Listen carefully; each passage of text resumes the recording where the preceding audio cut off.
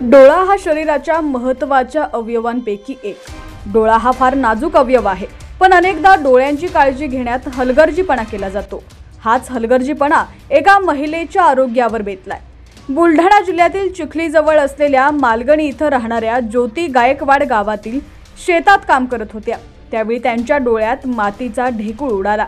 त्यांनी त्याकडे सुरुवातीला दुर्लक्ष केलं, पण त्यानंतर डोळे दुखू लागल्यानंतर घरगुती उपाय केले। मात्र त्यांच्या डोळ्यात अळ्यांसारखं काहीतरी दिसू लागल्यानं कुटुंबियांना धक्का बसला।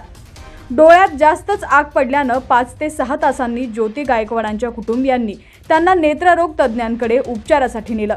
डॉक्टरांनी तपासणी केली तेव्हा त्यांना देखील धक्काच बसला।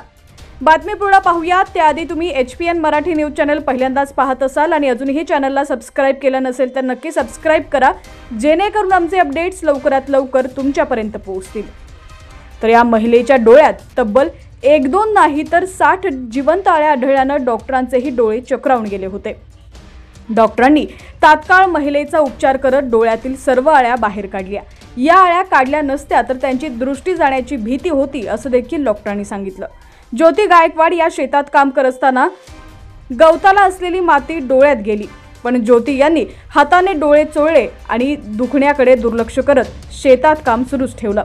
काम आटोपल्यानंतर ज्योती घरी परतल्या।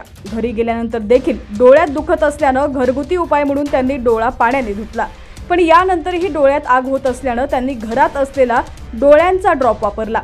या सर्वात तब्बल 5 ते 6 तास गेले। 5 ते 6 तासांनी डॉक्टरांनी त्यांच्या डोळ्यात इन्फेक्शन असल्याचं देखील पाहिलं। त्यानंतर डॉक्टरांनी दुर्बिणीतून जेव्हा डोळा बघितला त्यावेळी डॉक्टरांनाही चांगलाच धक्का बसला, कारण डोळ्यात जिवंत अळ्या फिरत होत्या। ज्योती गायकवाड यांनी आणखी काही वेळ उशीर केला असता तर अळ्या डोळ्यापासून कदाचित मेंदूपर्यंतही जाऊ शकल्या असत्या। त्यामुळे डोळ्यांना काही झाल्यास घरगुती उपायांवर अवलंबून राहू नका, अन्यथा दृष्टी कायमची गमावण्याची वेळ येऊ शकते असं देखील डॉक्टरांनी सांगितलं।